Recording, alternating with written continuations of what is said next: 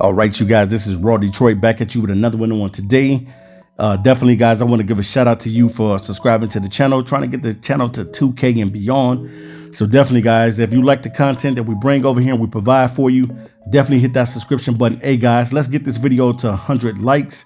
I appreciate everybody that's been rocking out with us, and special shout out to Nick G for giving me this prospect right here on today. So let's go ahead and get right into it. All right, guys, we're going to talk about the offseason of the Detroit Lions because number one, the main goal is to go out and find the number one wide receiver. The Detroit Lions need that one receiver that's going to be a game changer.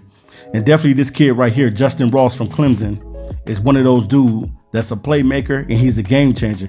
Might not be the fastest guy out of the receivers in this draft class, but the dude has a great catch radius, great playmaking ability, and he is a playmaker, period. And you don't have to be the fastest receiver in the NFL to be a great receiver. You just need to be able to get separation. You need to be able to make contested catches, and you just ultimately need to be able to catch the football.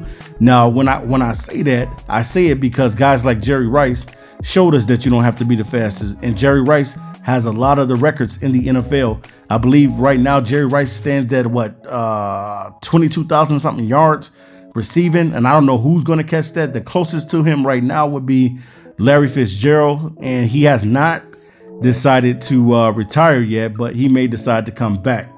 But the Detroit Lions definitely need the size and the height of this receiver right here, Justyn Ross, who stands at about 6'4", 210 pounds.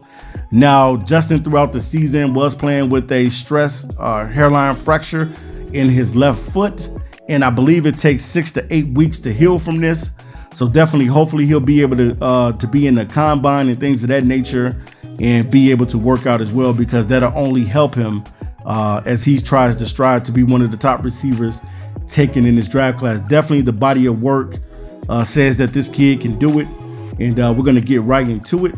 All right, in 2018, his freshman season, he had 46 receptions for 1,000 yards. That's awesome, man. 46 catches with 1,000 yards, 9 touchdowns. Average per catch was 21.7, so he can catch. He's a vertical deep threat and can catch the deep ball. So that's one thing that he can do. He can take the top off of defense.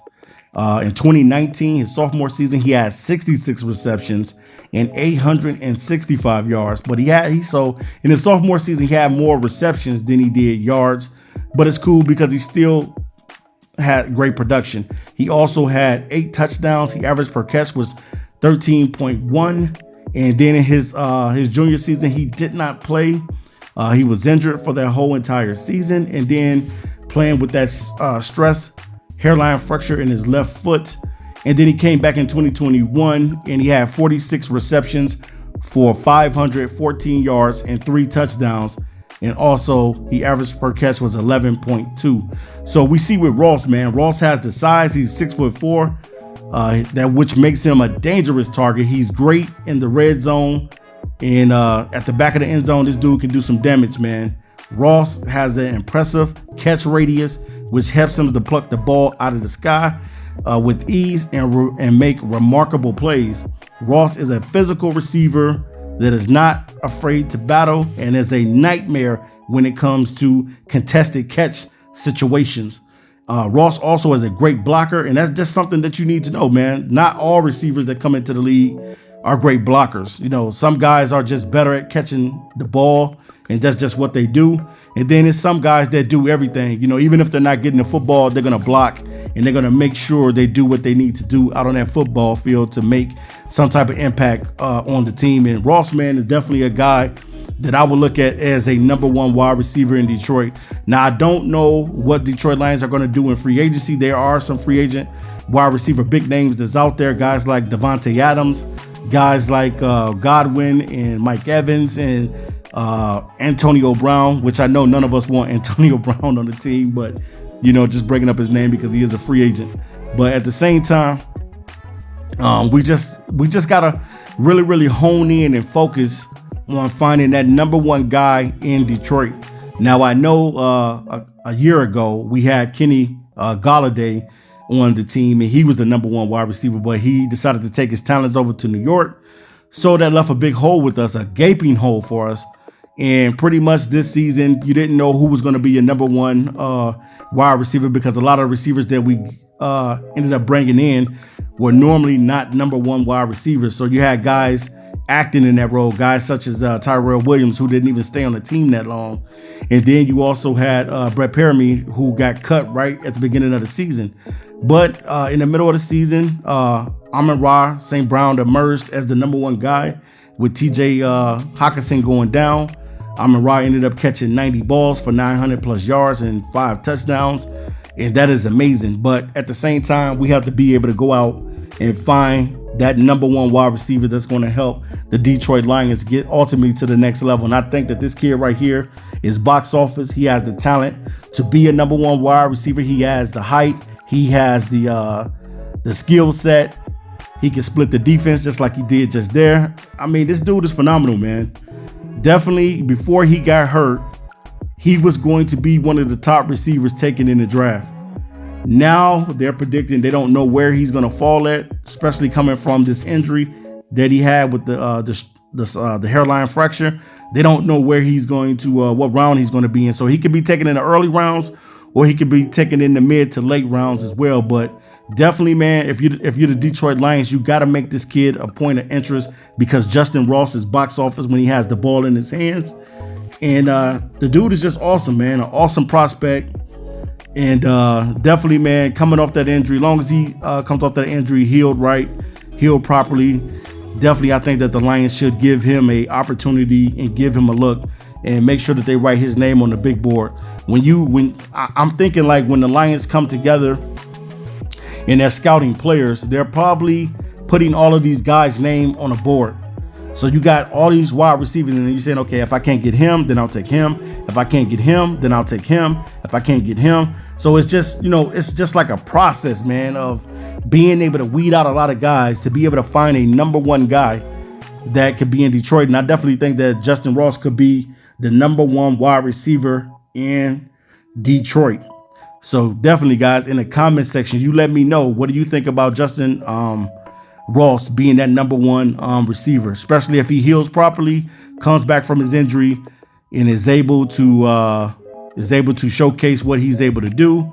I definitely think this kid is a class act. He is a dynamic playmaker with the football in his hands, and that's what we're looking for. In Detroit, we need premium talent, and we need guys that's going to be able to put us over the top. Because I believe if Jared Goff, which he will be the quarterback next season, if he gets the weapons, I definitely think that he'll play a lot better, and there'll be an urgency to play better, because you'll be eventually looking to try to get a contract extension if you are Jared Goff. But if you don't play well, then you know that eventually you're going to be replaced with another quarterback. Whether or not the Detroit Lions decide to take a quarterback in this draft, none of us know.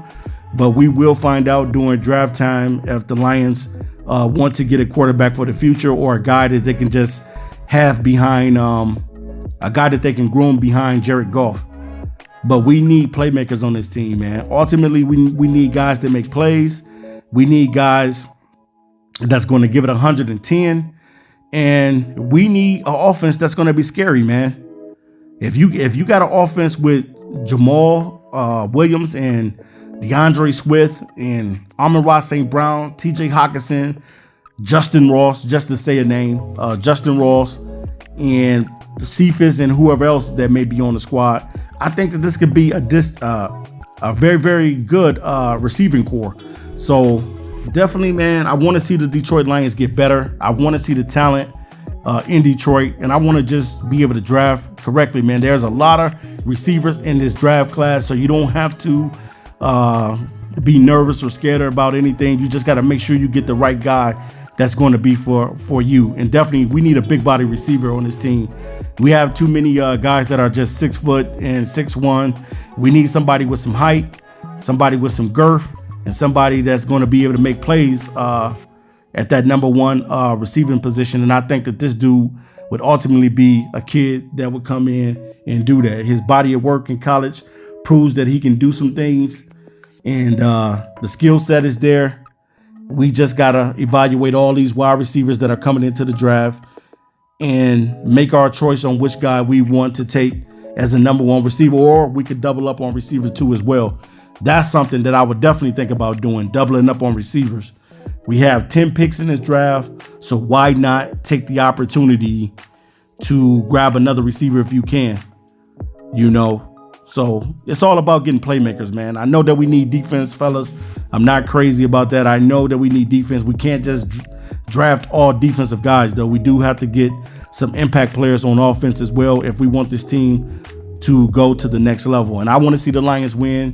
And I know you guys want to see the Lions win. And I want to be able to have a guy that we can brag about, a guy that you can't defend on our team, a guy that you're going to have to worry about on Sundays. I want that for Detroit. And I know you guys want that too as well. The guy that's going to be hard to guard. You know, when you look at other teams and their receivers, they got receivers that are hard to guard and that you have to be able to be on your P's and Q's. And we need that in Detroit. So, all right, guys, I'm just keeping it raw with you, keeping it a buck with you, keeping it a hundo with you. And I'll be back to you soon with another video. Peace.